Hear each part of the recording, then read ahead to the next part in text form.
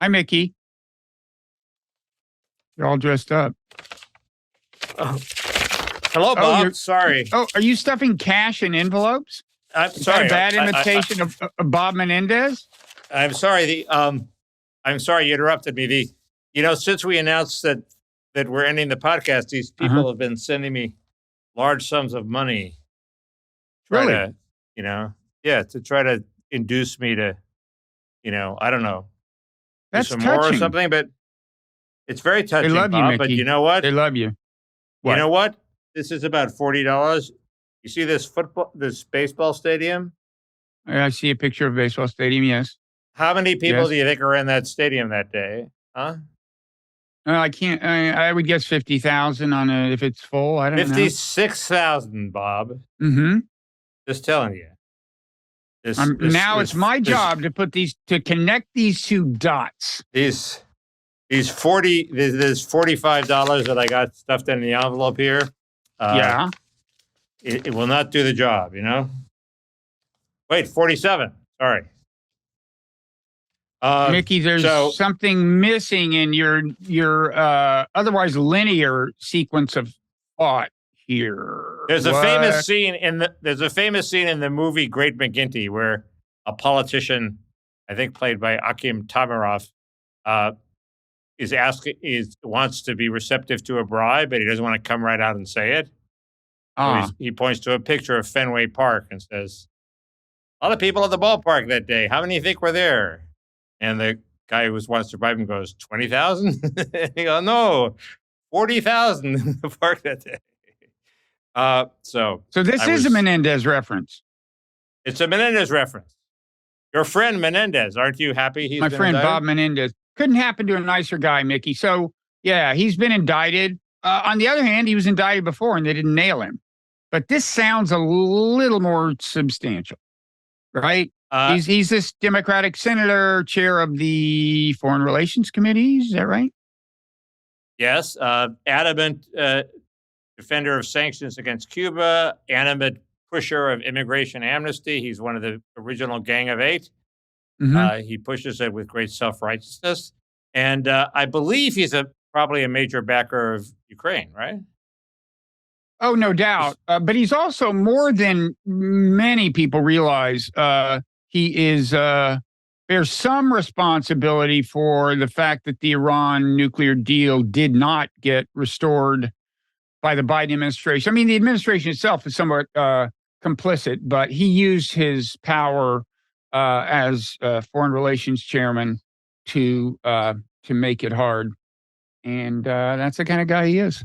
So okay, well, yeah, he was. He was getting gold. Was he allegedly getting like gold bricks? Gold bars, yeah. I couldn't figure out how much they were worth. I don't think they're worth as much as we expect. He also got a use of a luxury car, Bob, which was only a C-class Mercedes, not the best Mercedes. In fact, he should have held out for more. He should have held out for the E-class. Absolutely. Yeah. The S-class would have been too ostentatious. That's the big one. But the E-class would have been right. Yeah. In New Jersey, cars are cheap. What can I say? So, yeah, I mean, also, let's face it, in New Jersey, that's where he's from. And corruption is just a hard habit to break. There's a lot of it around. He was famously corrupt. He had a terrible reputation. If you remember the most infamous man in journalism, Charles Johnson, remember him? He's the redheaded crazy guy. Wait, do we use journalism to describe what he did? That guy? Well, he said he had that a website or something. He wrote for Daily Caller, and he said that they bought his piece. They bought his piece, and he said that Menendez had traveled to was it the Dominican Republic, Virgin Islands, I forget, somewhere in search of underage women, and Menendez produced a defense saying the women were not underage. And he pretty much, but this did point the finger at one of Menendez's buddies, a doctor in Florida who scammed the Medicare system, I believe. And and so he was indicted for helping that guy out and taking goodies from him. And so that was the direct result of irresponsible Charles Johnson's reporting. So it had a good result, but he got acquitted. So this is the second bite of the apple. But I think Charles Johnson did his work. He pointed the finger. My regard for him is rising even as we speak. So you think Menendez will get nailed? He's been through a lot of changes since then. I haven't the faintest idea what he's doing now. He may even be a liberal by now. What do I know? So do you think Menendez could be forced to resign or something? Well, I think that's the logic of indicting him, if you're a Democrat, is indict him now, get him to resign, and then you have a chance of holding the seat, or a better chance of holding the seat.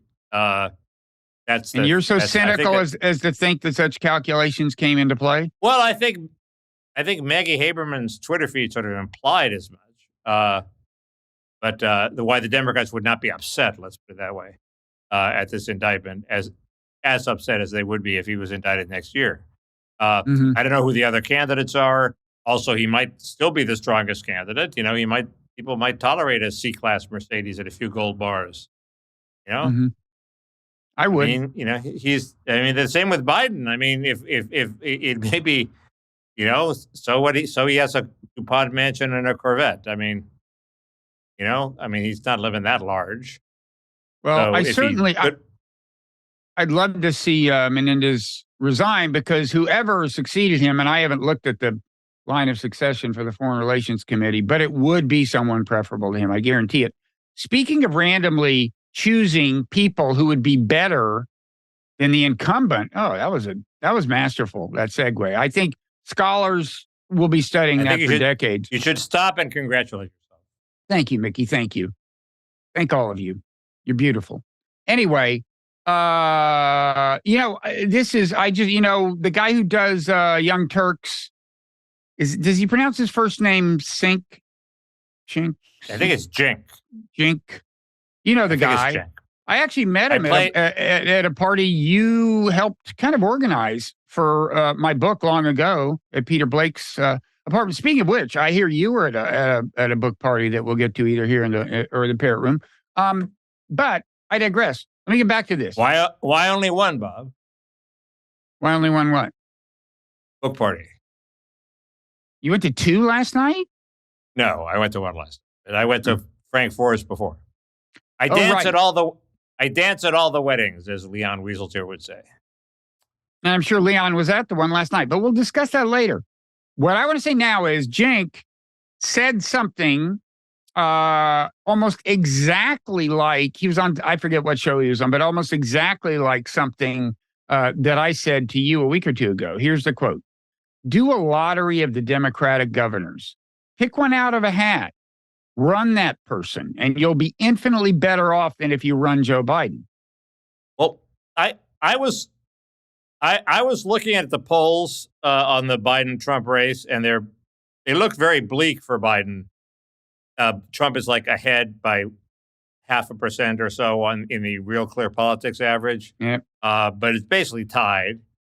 You would think that a tie goes to Trump because of the Electoral College advantage. Mm-hmm. But in fact, as Ryan Drudusky points out, Trump is picking up a lot of votes among minorities, the famous fabled shift of minorities to Trump, from 10% to 20%, not a lot. Not winning the minorities, but he's getting more than before. But that's in the non-swing states. So he is pumping up his total in California and New York. That's not going to help him win the Electoral College. So I'm not sure that Trump's Electoral College advantage is still there.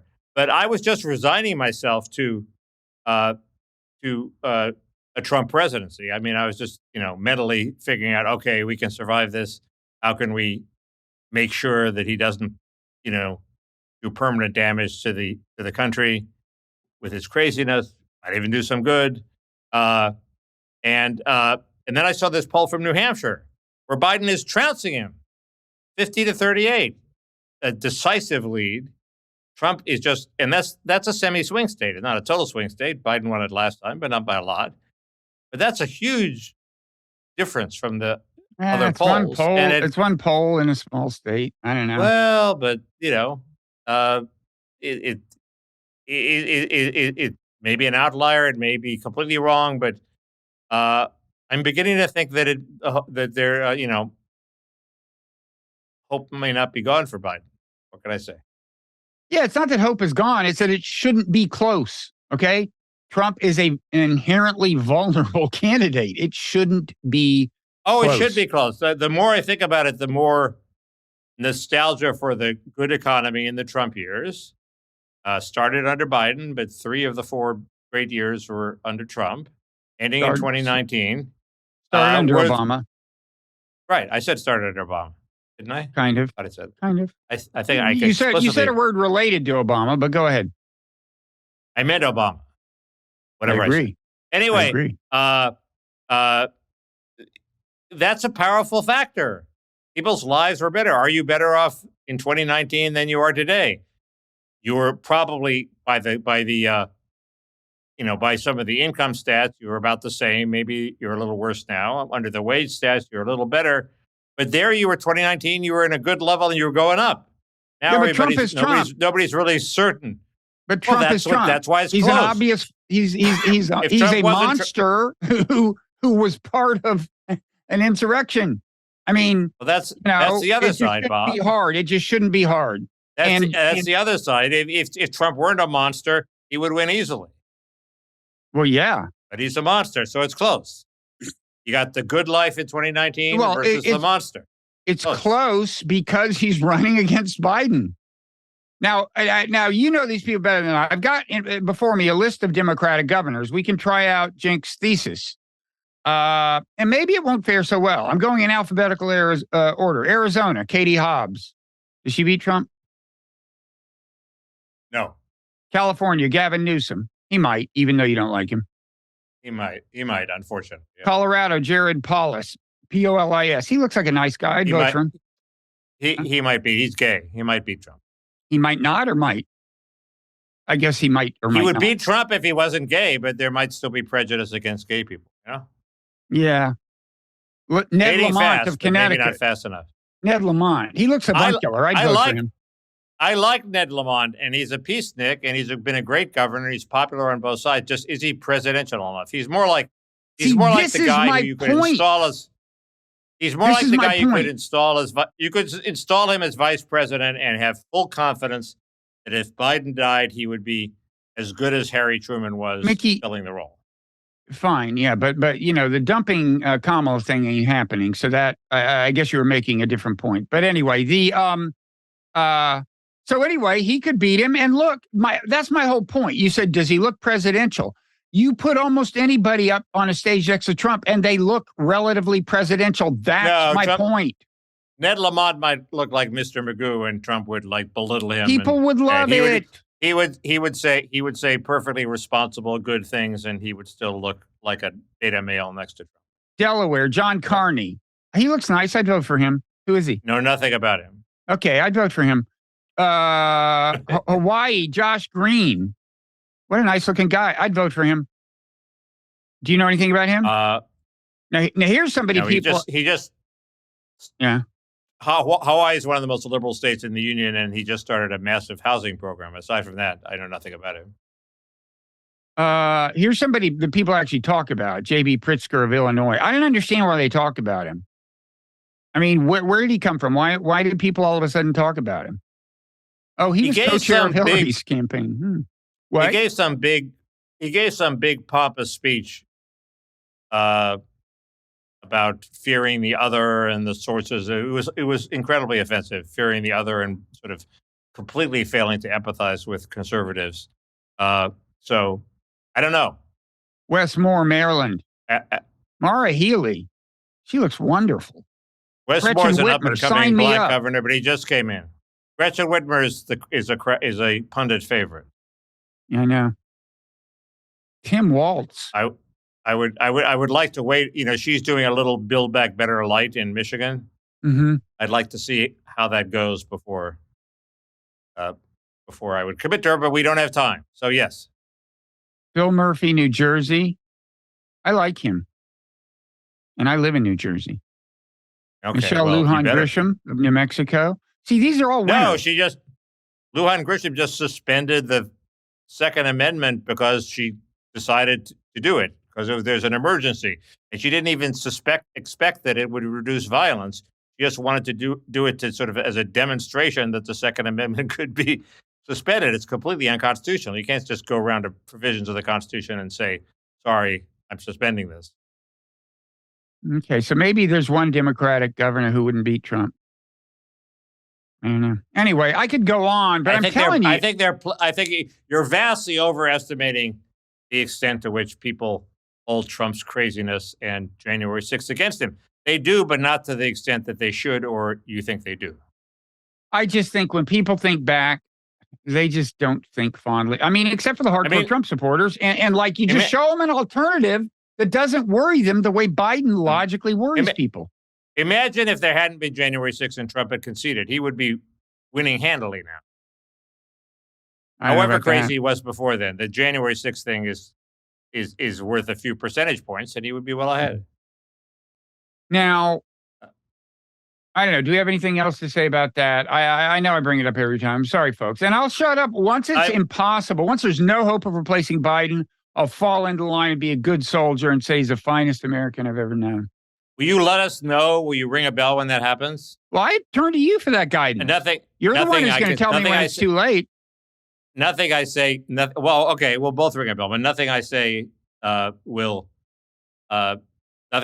be honest after this point. You know, everything I say is partisan from here on out. With me, that point comes fairly late, like 2 minutes before Election Day. Well, I won't say anything untrue. I just will quit saying, could we please replace Joe Biden? Because I will be convinced that it's too late. It's like your complaint against me. I don't say anything is untrue, but I don't do attacks on the right the way you would like me to do. You don't say everything you think is true either. None of us. Who among us does, Mickey? Well, you're not going to be saying everything you think is true either. Name something that I think is true that I won't say. Go ahead. Biden is fatally weak and might die, and we might have Kamala Harris as president. You're not going to say that after a specific point in time, which I get to determine, apparently. Okay, great. Yep. The mystery of the border has deepened well. I have some things to say that are a little counterintuitive, a little against my position, Bob. A little. That'd be some slack here. Okay. It's becoming clear to me. Biden unveiled some new initiative allegedly to control the surge of unauthorized migrants. It basically involves giving 400,000 Venezuelans work permits and temporary protected status, which never goes away. So they're here for good. And how is that going to stop the flow? Other Venezuelans are going to say, "Hey, they got it. I'm going to get it too when I come." I mean, it's insane.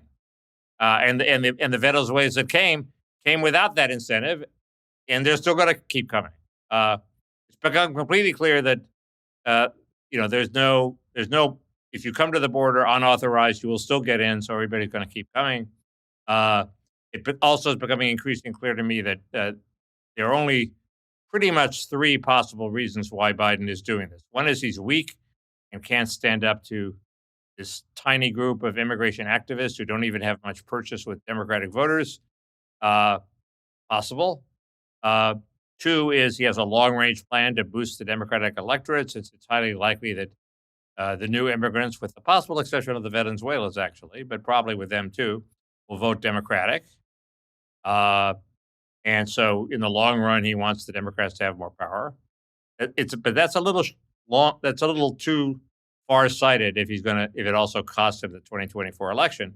So I'm gravitating toward little Mickey K's explanation, which is he doesn't want to stand up to the left, and he sees it as a way to help him out with inflation because the extra labor competes for the jobs that are there and lowers wages, and the wage price spiral is something people worry about. Very unfair because it puts all the burden on the working poor and none on the other wages in society of people who are affluent. They're not taking the hit. But the unskilled that are competing with this new wave of immigrants are taking the hit. That's like 40% of the labor market, and they bear the burden. So screw the poor, shit flows downhill. They're the ones that always get screwed. But it might help, and it has some virtues as an inflation fighter that I didn't realize. One is they send remittances abroad. So American workers, when they work, they spend the money here, boosting inflation in America. The immigrants from Latin America send remittances abroad, boosting the economy in wherever they're from, and not adding extra demand to the economy. So that's uninflationary. He might like that. That would be pretty clever. It was clever of you to figure that out. Did you figure that out, or did you actually steal that from somebody? I figured that out. The other thing is what Biden really wants to do is not stop inflation, which is costing him, but is not decisive.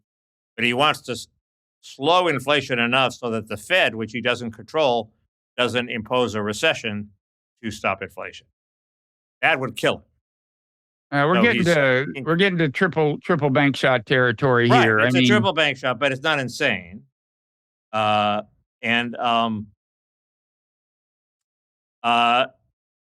just missing that out of hand. Proceed to your next. How many of these are there? There were 4. Can I go to the bathroom while you continue down this list? I think they're coming down. I think they're coming down only to 2. The counter factor is when they hear they bid up rents, so housing inflation increases. So,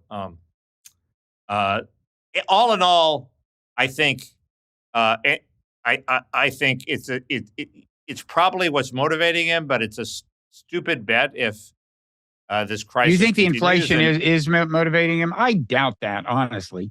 I mean, I would guess. I think the fear of the recession. I think the fear of the recession caused by inflation is motivating. Go ahead. I would just be kind of surprised. I mean, first of all, how big an impact on inflation could that have between now and the election? On the other hand, I'd say the same thing about the long-term incentive effect you don't like, which is encouraging other people to come to the border. I don't know how fast that acts either. But the inflation thing, that definitely has a lag, but what about just old-fashioned coalition politics? Who's he getting pressure from in the Democratic Party on this? Now, Eric Adams, mayor of New York, as of a week or two ago, I thought he was, as you remember, I naively thought he was singing your tune, but actually he's delighted about this new status for the Venezuelans, right? That's what he wants. He wants them not wandering around the streets. He wants them working in New York, right?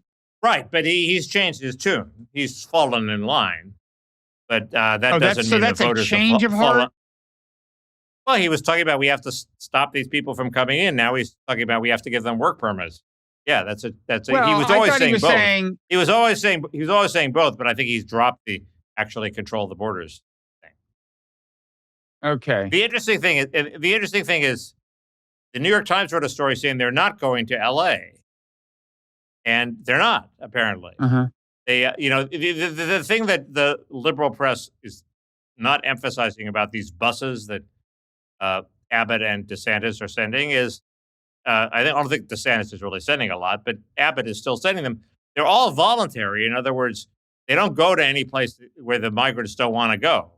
So the migrants are choosing to go to New York. It takes them 5 days apparently to fill a bus to go to L.A. So they're not sending many to L.A.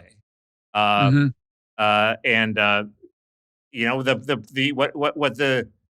the Abbott needs to do is send some to some swing states. I mean, really cost Biden politically. Biden's going to win New York no matter how many migrants he sends there. Send some migrants to Wisconsin, which is a swing state. Send some migrants to Pennsylvania, which is maybe a swing state. Piss off some voters in ways that it will hurt Biden, and then maybe he'll start controlling the border. That's my advice for Governor Abbott. Abbott is they're only sending a small fraction of the people that Biden is sending. Biden's sending many more. Through NGOs, he's flying 200,000 directly from their countries into the United States without even going through the border. So he's shipping them all over the country. But Abbott's getting all the publicity. See, I think isn't there this sizable constituency of at least elites in the Democratic Party who want Biden to do this?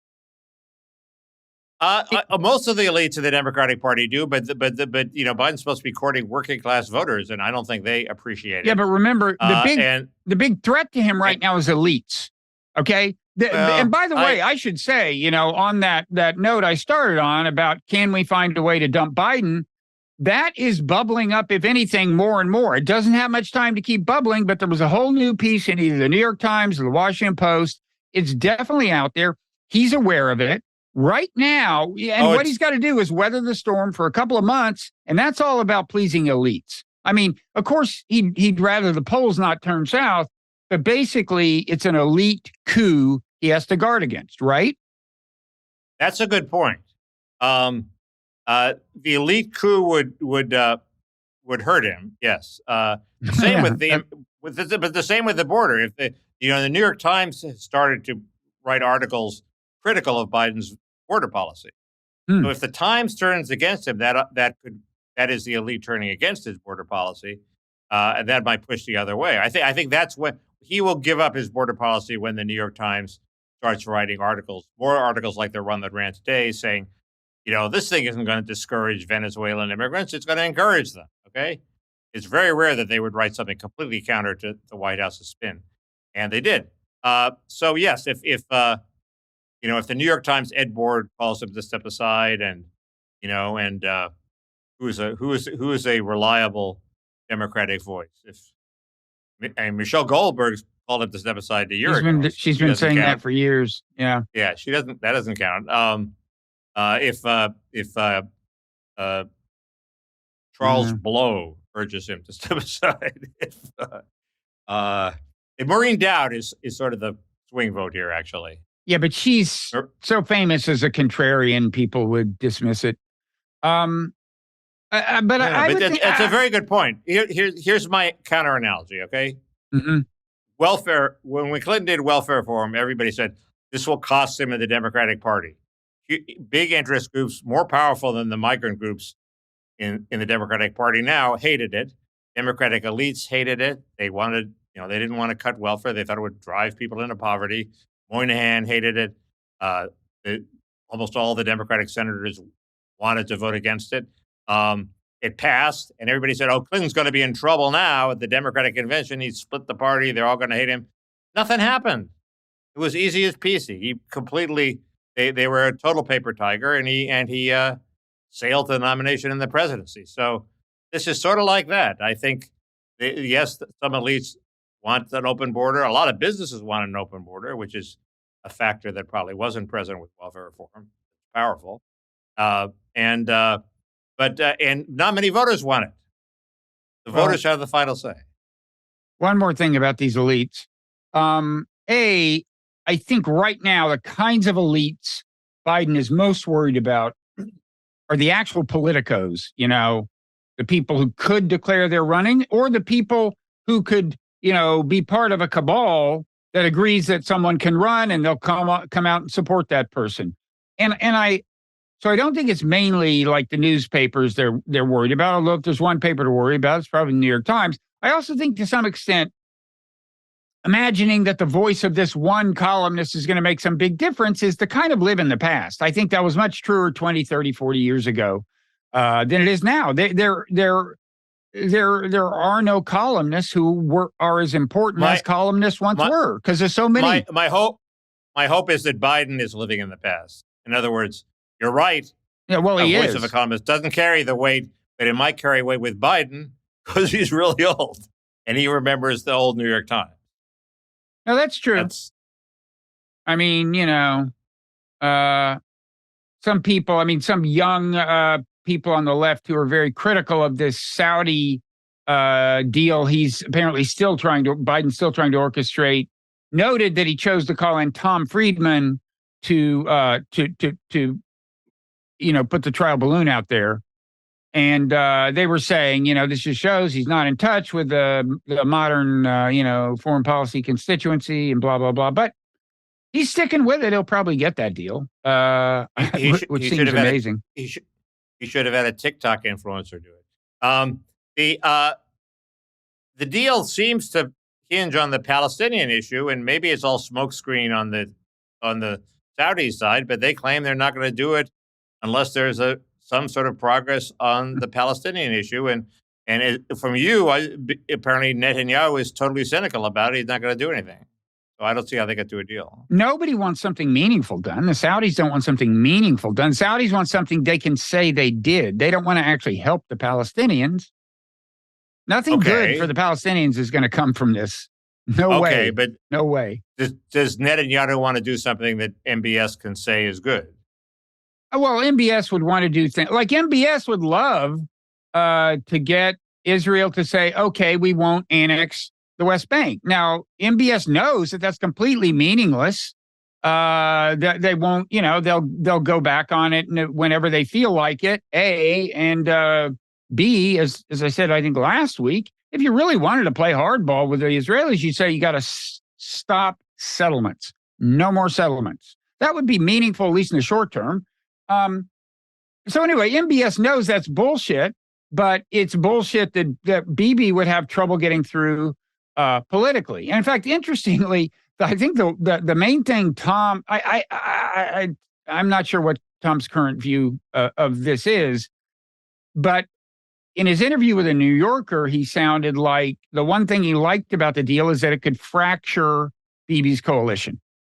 So he likes the way it drives a wedge between, could drive a wedge between Bibi and the far right. But if they want a meaningless pledge on annexing the West Bank and Bibi can't do it, that's my point. Bibi cannot push through even the make-believe bullshit support for the Palestinians, and that's a stumbling block. So why are you so sure this deal is going to happen? Well, what I mean really is that they'll manage to push it through the American political system, which is mind-blowing to begin with. It's such a stupid idea. But, we're going to extend a security guarantee to Saudi Arabia. We're going to say we'd go to war for Saudi Arabia. That in itself is crazy. And the whole Abraham Accords thing is corrupt. That this basically shores up. But it's who supports the Abraham Accords and was almost triumphalist about their supplanting the Palestinian cause, Bob? Somebody you saw at a book party? Somebody I saw at a book party. Somebody who said this in his book. Marty Peretz? Marty Peretz, he poses an opposition between John Kerry, who apparently gave a speech, seems somewhat pompous, saying there is no peace possible without addressing the Palestinian issues. Stop, disabuse yourself of the fantasy that there is. And the brilliant Jared Kushner, who realized, perhaps with some guidance from his friends, that there was this alternative way to make peace with the Arab world that did not involve solving the Palestinian issue, that involved the Abraham Accords. Marty's view does not seem crazy, and that is the path we're going down. Wait, the issue is you can do what without solving the Palestinian problem? Have Israel have much better relations with the Arab world? Of course, because the Arab leaders don't give a shit. The Arab leaders don't give a shit about the Palestinians. Yeah, no, that's what the Abraham Accords is recognition. And there are other strategic forces at play, like opposition to Iran. Although meanwhile, China has helped broker something of a rapprochement between Saudi Arabia and Iran, something we could never do. Anyway, where were we before we got off on this on this loony foreign policy idea? Which may well happen, because I don't know. I don't know what MBS politically can live with, but he is not constrained by actual concern for the Palestinians. It's just whatever he can sell whoever he thinks he needs to convince as being good for the Palestinians. And it won't be. Right. So I don't know. Go ahead. Yeah. We have the UAW strike. If you want to talk about that. A little quick. Well, I want to quickly say we have Ukraine, where there's a breakthrough with armored vehicles. Bob, that's what hadn't happened last week. It has happened now. Now there are armored vehicles that have been spotted on the other side of the Surovikin line. So finally, you can say the line has in some meaningful sense been breached, I would say. And I think they've made some advances, but it's still, 4 yards in a cloud of dust, except that a bunch of, people die. It's both sides are taking huge casualties at that particular place around Robotyne. They're trying to, the Ukrainians are trying to take this village called, I think, Verbova. And it's just shaping up like it's going to be like all the other villages.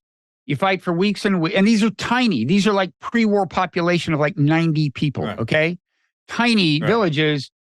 You fight. I mean, more people die by a long shot in the battle than ever lived in the village. And sure. And that was true of Gettysburg too. Well, yeah, but it's only true of famously bloody battles. It probably wasn't even true of Bakhmut. Bakhmut had a pre-war population of like 70,000. Yeah. Okay. Anyway, and it's and I mean that's the point, is that if you thought breaching the line means smooth sailing, Russian forces collapse, that's not happening, and I don't think it's going to happen. Meanwhile, Ukraine's international support is diminishing rapidly. I mean, they now have a fight with Poland, one of its formerly staunchest allies, and Poland is threatening to cut off aid. Slovakia about to have an election and elect a guy who promises to cut off aid. And in the United States, Zelensky can't be happy with the reception he's getting in Washington. And I think it's, when they impeached Trump the first time for, strong arming Zelensky into investigating Biden, the Ukraine lobby was not upset when Trump did that strong arming that Biden was innocent. They were upset that it would make it a partisan issue. Okay, the Democrats would somehow react against what Zelensky did or something, and so they impeached Trump, which definitely made it a partisan issue. I mean, how short-sighted was that of the, the what is it called, the consensus of the blob internet blob? Okay, the blob. It was incredibly short-sighted because it made Republicans hate Ukraine. Now they're paying the price. It was idiotic from Vindman's point of view, from the Ukraine's point of view, from all those people's point of view. That's an interesting point. It was incredibly stupid, and Zelensky is not getting a warm reception from Republicans. Right. Although there wasn't much Republican resistance to supporting Ukraine, early in the war, at least it wasn't very vocal. So no, it just grew. Yeah. The seeds were there and it's growing. Maybe it's not even a majority of the Republican caucus now, but it's involved in this latest budget stalemate, and they're going to have trouble putting through the full requests for aid. I guess that's true. I don't know how much support is softening in which European countries. There is a dust up with Poland. That's kind of complicated. But look, this is why I've been saying, time, you never know what's going to happen in war, but time would seem to be on the side of the Russians. They don't, their support is not nearly as precarious because, for one thing, they're making themselves building a ton of weapons and ammo. It's their industrial base. Ukraine doesn't have that.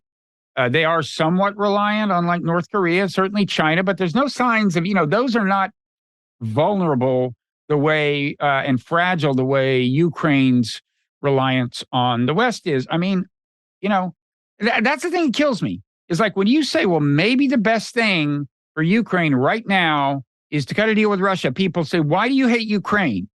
Look, you just wait. We'll see what turns out to have been bad for Ukraine. Okay. I mean, I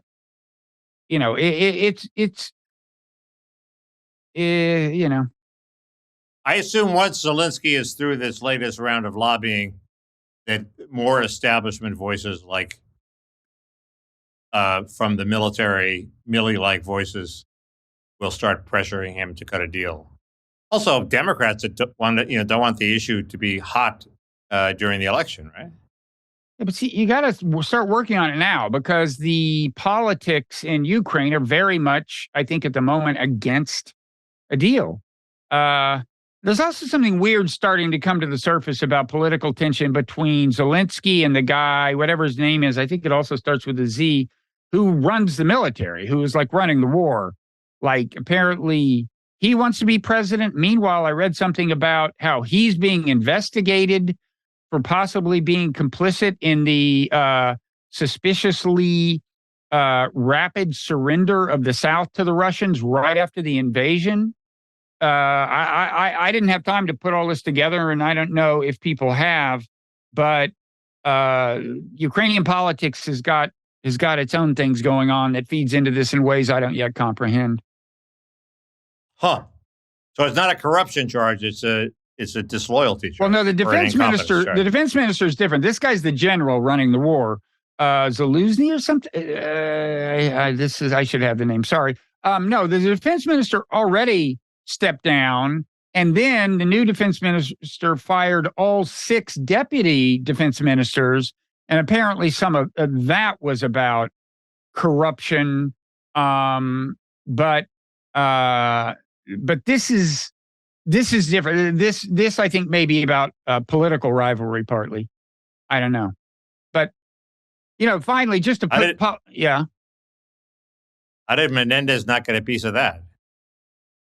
He probably did. All this money flowing. Anyway, go ahead. Sorry.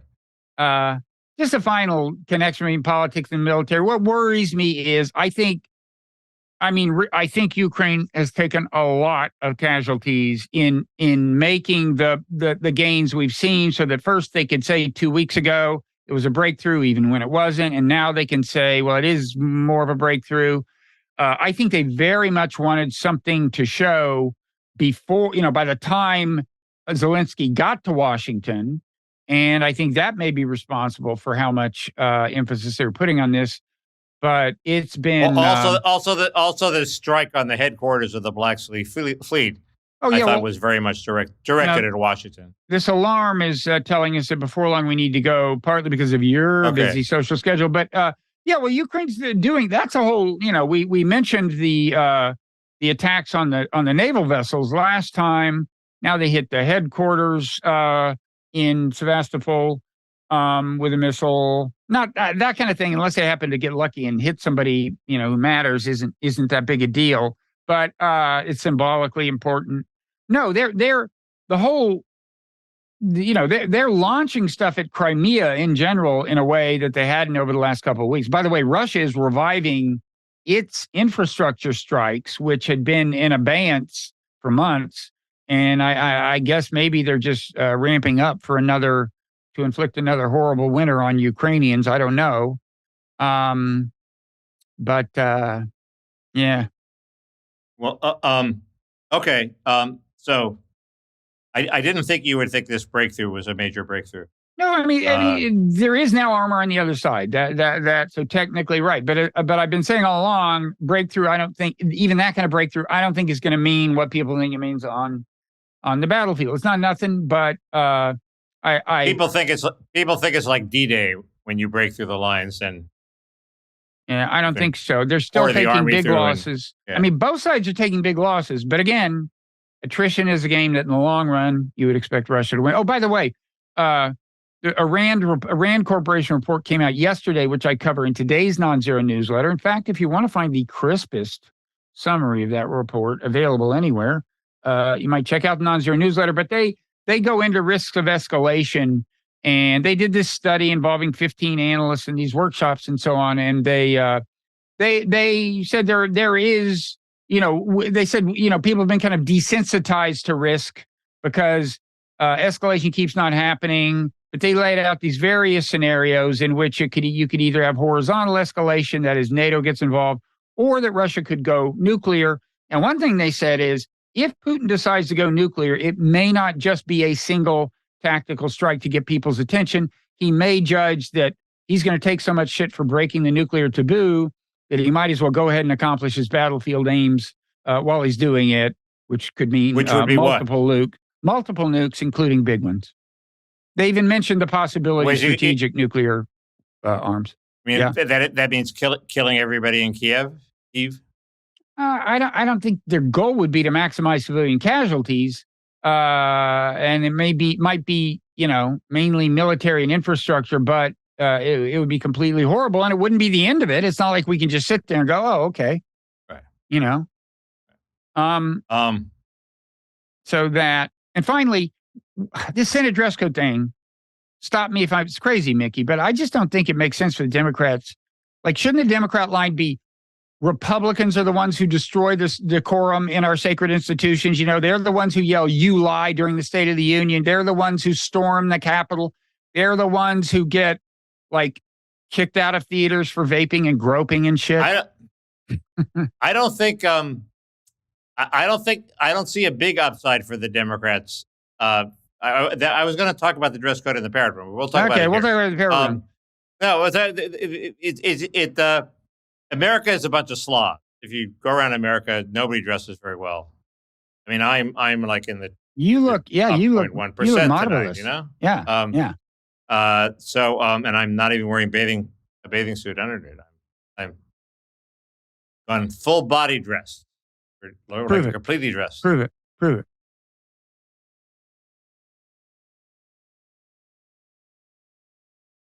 It's true, folks. He's not wearing a bathing suit. Don't ask me if I'm wearing shoes. But okay. It's Mickey, we should make It's like the first scene of Die Hard. I'm kneading my toes on the carpet. Does wonders for me. Public service announcement. Next week. Now, I think we should try to. So next week, it's my schedule that has us in deep, deep trouble. I'm in an actual conference. It makes taping hard. So the final Parrot Room, the final public podcast and Parrot Room of this last few years of Bob and Mickey miniseries will be the week after next, right? We're going to go into the first week of October, and Parrot Room. We'll explain how it works for Parrot Room people in the Parrot Room, but you have nothing to fear. Next week, I think it'd be great if we could try to cobble together a 30-minute public podcast. But if people don't see us, it doesn't mean you'll never see us again. And in any event, I should say, podcasts will continue to show up on Friday. They will involve me. Mickey will be off pursuing his very important projects, more important than even me, apparently. And I have an eye operation next week, so that if we don't show up next week, it'll probably be because of my eyes aren't up for doing all the reading. Plus, people should send money because you are suffering, right? Because of the eye thing. Absolutely. I mean, this isn't really enough here. No. But anyway, the problem is that also with the dress code, the one we brought up, is that Fetterman makes it seem like a sign of decay because he's obviously in some psychological distress, and he's acting out by showing up in his PJs or whatever his usual dress is, a hoodie and shorts, and it sort of adds to the sense that we have dress codes because they enforce a certain decorum and behavior. Right, people are dressed like that, and there's a certain, and he, in this case, the people are dressing sloppily, not because they're so brilliant they can't be confined by conventionality, but because they're having a mental breakdown. It makes exactly the message that you're sending. I don't know how much effect it has because so many voters are bad. Not many Americans wear a suit every day to work anymore. Well, that doesn't mean they don't want their senators to wear them. I mean, it's like good point. When you run for Congress, apparently your consultants tell you dress better than your constituents. Don't be ashamed to look good. Yeah, I mean, I just think it's one of those things with zero political upside and a little downside. It's one of those little lines that Trump or whoever or any candidate on the Republican side can just like throw in, And I don't get it. And you're right about Fetterman. He's not doing himself a favor by showing up, looking like he's walking along the beach. I mean, I know the days when I don't want to put on clothes are not the days of maximum mental health. Let me put it that way. They're like the days when I don't want to get out of bed. I admire you giving us that little window on your mental health. We'll pursue that further in the Parrot Room. What else are we going to talk about? Well, I have I've been to Marty's book party, so now I can speak freely about Marty's book without worrying that I'm not going to get invited to the book party. It's actually a good book, but there are things in it that I think are worth talking about. Okay. There is we could talk about the UAW strike and the related issue of industrial policy. And we could talk about the Barry Weiss derangement syndrome, as my friend Megan Down puts it, where like people just seem to hate Barry Weiss, and I think she's building a great publication. But you may be one of these people who doesn't like Barry Weiss. And I don't dislike her personally. I deplore save it for the what paragraph. she stands for. Okay. No, I've written. I mean, people should Google my Barry Weiss piece. It's a fairly masterful takedown. I gotta say. Okay. I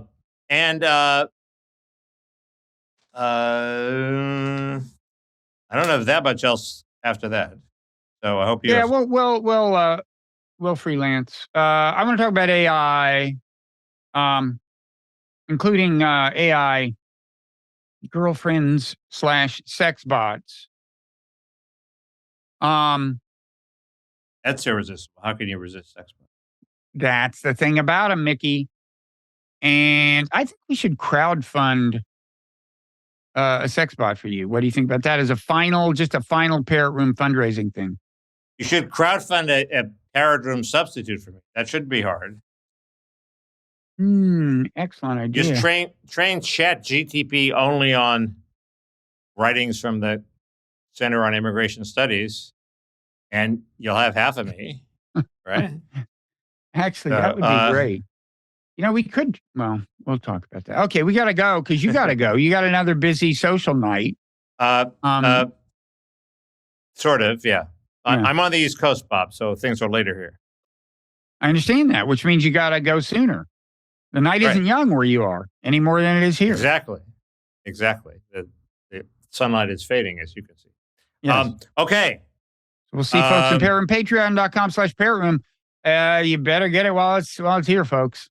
These are collector's items. We should do an NFT. The Parrot may be working on a special song. There you go. You never know. All right. See you there. Okay, see you there.